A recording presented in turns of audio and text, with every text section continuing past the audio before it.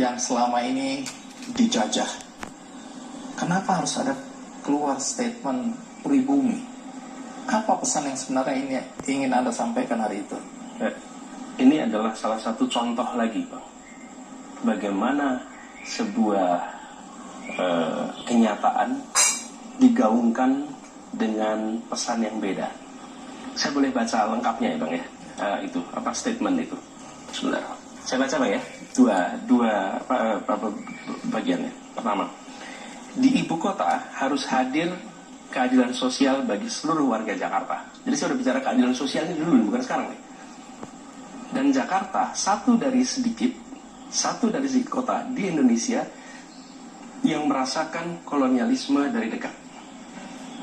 Penjajahan di depan mata di Jakarta selama ratusan tahun. Ini pada masa penjajahannya. Di tempat lain mungkin penjajahan terasa jauh, tapi di Jakarta, bagi orang Jakarta, yang namanya kolonialisme itu depan mata. Kolonial Belanda itu ada depan mata. Dirasakan sehari-hari. Ini kita rasakan nih, dalam era penjajahan dulu itu. Jadi saya lagi bicara masa lalu nih, Bang. Bukan bicara sekarang. Saya bicara tentang Jakarta yang dulu di dalam kolonialisme, Jakarta dijajah. Kemudian, karena itu, bila kita sudah merdeka nih, maka janji-janji kemerdekaan itu harus kita lunasi. Dulu, ini saya katakan kalimatnya, dulu kita semua pribumi ditindas dikalahkan. Dulu. Kini kita sudah merdeka. Sudah saatnya kita semua menjadi tuan di negeri sendiri. Dan saya sampaikan, kita semua pribumi dulu. Jadi saya sedang bercerita tentang peristiwa prakemerdekaan yang pada waktu itu memang ada stratifikasi.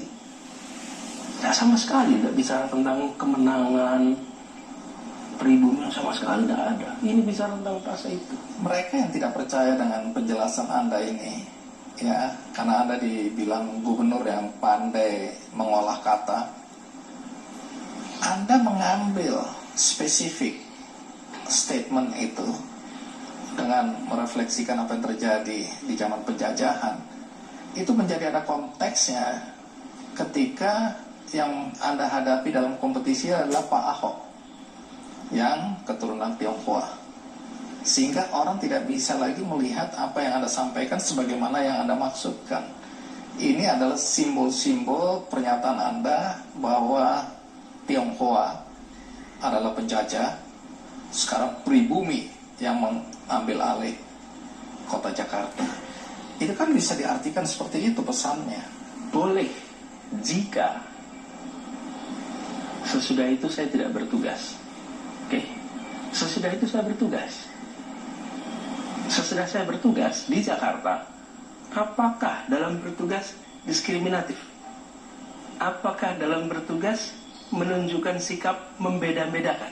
Kalau sangkaan itu benar, maka selama saya bertugas ada diskriminasi, ada pembedaan. Nyatanya tidak, justru merangkul semua. Sekali lagi, orang yang tidak menghendaki Anda jadi presiden ini ya, punya argumentasi berkaitan dengan Anda selalu menyebut, silakan lihat rekam jejak Anda yang menjadi dosa Anda yang selalu disampaikan berulang-ulang, dan ini beredar di masyarakat. Anda kan dulu bilang bagaimana kita harus merajut tenun kebinekaan, tapi justru di era Anda membiarkan masjid-masjid, membiarkan pendukung Anda menggunakan politik suku, politik agama, sehingga sampai hari ini dampaknya, kata orang, sangat dirasakan adanya konflik. Bahkan ada yang bilang kadrun, ada yang bilang kecebong, dan seterusnya. Itu gara-gara Anda. Jawabannya adalah lihat pada kenyataan. Bukan hanya lihat apa yang saya sampaikan, Bang. Lihat pada kenyataan.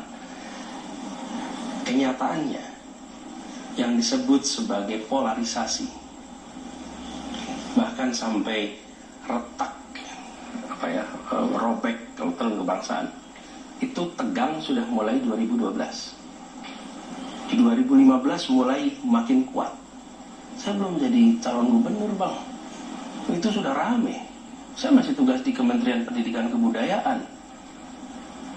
Apa yang Anda sampaikan ini? Poinnya adalah polarisasi sudah bicara identitas itu sudah terjadi sebelum saya menjadi calon gubernur. Bahkan narasi baik yang pro Pak Basuki maupun yang anti Pak Basuki itu sudah ada sebelum saya jadi calon gubernur. Sudah ada di situ. Keramaian itu tinggal dilihat aja di catatan sosial media, di catatan media-media. Kampanye misalnya lebih baik Muslim tidak korup daripada pemimpin tidak non Muslim tapi tidak korup daripada Muslim tapi korup misalnya. Terus yang satu bilang harus pemimpin harus beragama Islam. Itu kan tema-tema yang sudah ada sebelum saya calon gubernur, Bang. Jadi saya merasa ketika saya mendapatkan panggilan tugas calon gubernur, justru saya ingin mengembalikan yang robek ini. Karena sudah terjadi sebelum saya jadi calon gubernur. Boleh dicek di semua data. Saya menjadi calon gubernur bulan September tahun 2016. Keramaian ini sudah terjadi bertahun sebelumnya. Satu lagi klarifikasi mengenai apa yang Anda lakukan melalui rekam jejak Anda ketika kampanye. Karena ini juga selalu menjadi dosa Anda ya. Yaitu ketika Anda membiarkan pendukung Anda ya menggunakan isu agama ini. Anda tidak pernah melarang, bahkan di masjid-masjid ada tulisannya tidak mau mensolatkan orang-orang yang memilih pemimpin yang non-muslim. Anda diam aja tuh. Jadi Anda membiarkan sebenarnya keadaan ini dan Anda mengambil manfaat dari situasi yang menguntungkan Anda ini.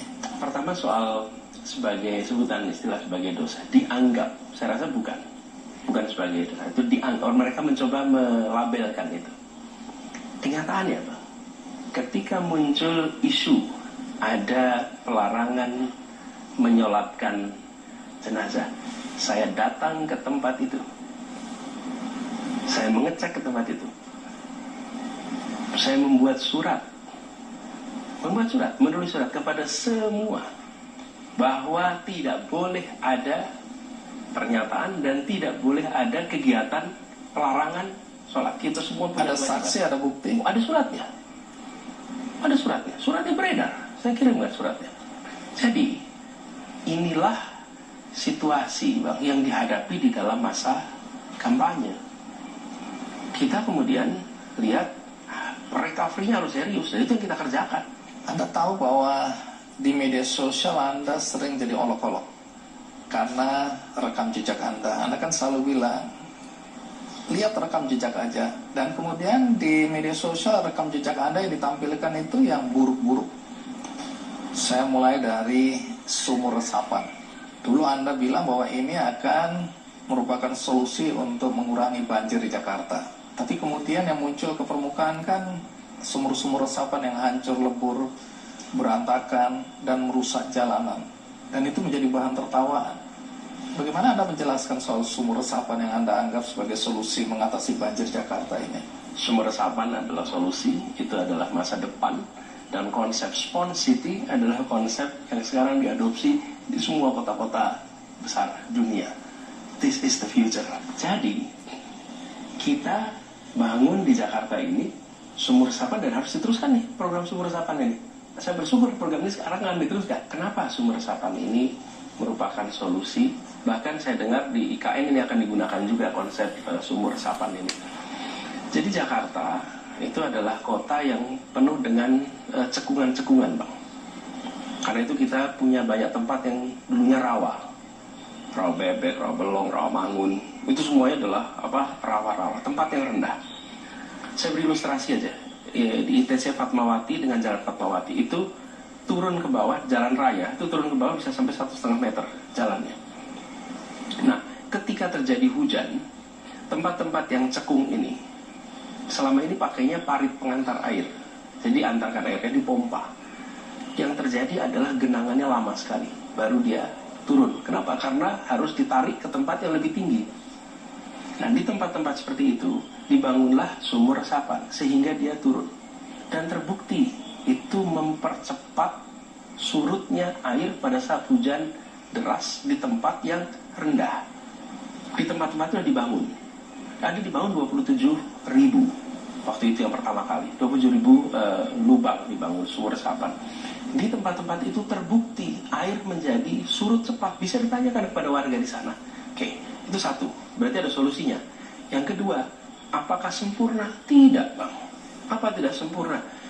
Sebagian pelaksanaan kontraktor itu ada yang dikerjakan dengan rapi, ada yang tidak rapi. Ini kelihatan di lapangan. Kita bangun 27.000, ya kalau ketemu ada 50 yang bermasalah sangat mungkin.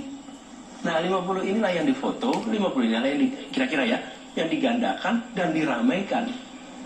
Tapi program secara umumnya itu berhasil. Ini bukan kata saya, kata warga juga yang di situ. Oke, kita sepakat naturalisasi. Tapi apa yang dilakukan oleh Gubernur Anies Baswedan untuk naturalisasi? Mana buktinya?